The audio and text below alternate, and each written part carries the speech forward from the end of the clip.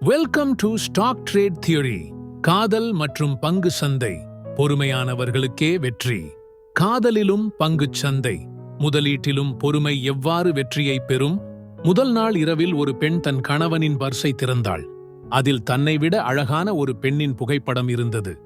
அவள் உள்ளுக்குள் பதைபதைத்தாள், எதையும் வெளிப்படுத்தவில்லை. அடுத்த நாள் அவள் சிலரிடம் கேட்டுத் தெரிந்து கொண்டாள். அவளது கணவன் வேறொரு பெண்ணை தீவிரமாக காதலித்திருந்தான். ஆனால் குடும்பத்தினரின் கட்டாயத்தால் தன்னை திருமணம் செய்திருந்தான். அவள் இதயத்திற்குள் ஏதோ ஒரு சோகத்தை தள்ளி வைத்து அவனை காதலிக்கத் தொடங்கினாள். பொறுமையுடன் கணவனின் மனதில் நம்பிக்கை வளர்த்தாள். தொடர்ந்து அவளது உண்மையான அன்பு, நேர்த்தியான அணுகுமுறை மற்றும் சந்தர்ப்பங்களை சரியாக பயன்படுத்தும் திறன் கணவனின் முன்னாள் நினைவுகளை மங்கச் செய்தன. சில நாட்கள் கழித்து அவள் வீட்டை சுத்தம் செய்தபோது ஒரு கிழிந்த புகைப்படம் கிடைத்தது. அதை ஒட்டி வைத்தவுடன் அவளுக்கு அதிர்ச்சி. அது கணவனின் பர்ஸில் இருந்த அதே புகைப்படம்.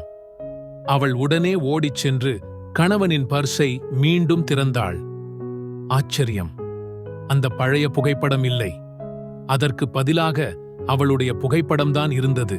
இதைப் போலவே பங்கு சந்தையிலும் பெரும்பாலானவர்கள் குறுகிய கால ஆதாயங்கள் என்ற மோகத்தில் சிக்கிக் கொள்கிறார்கள். முதலீட்டில் நஷ்டம் வந்தால் பயந்துவிட வேண்டாம். கணவன் தனது பழைய காதலை விட்டுவிட்டு புதிய உறவுக்குள் மனதார நுழைந்ததைப் போல ஒரு முதலீட்டாளர் தவறாக எடுத்த முடிவுகளை திருத்திக் கொண்டு பங்கு சந்தையில் நல்ல முடிவுகளை எடுக்கலாம். சந்தை ஒவ்வொரு முறையும் வீழ்ந்தாலும் அது மறுபடியும் எழும். கடந்த காலத்தை பாருங்கள். ஒவ்வொரு சரிவும் புதிய உயரங்களை உருவாக்கியுள்ளது. சந்தை உங்களை ஏமாற்றலாம், ஆனால் நீங்கள் பொறுமையாக இருந்தால் சந்தையே உங்களை வெற்றியாளராக மாற்றும். Risk disclosure. Stock market involves significant risk and is not suitable for all investors and traders. Clients are encouraged to conduct their own research or consult with a financial advisor before making trading decisions. Whenever you're ready to learn more about investment and trading in the stock market, stay informed, stay curious, and keep learning with Stock Trade Theory. Think good, do good, and gain good.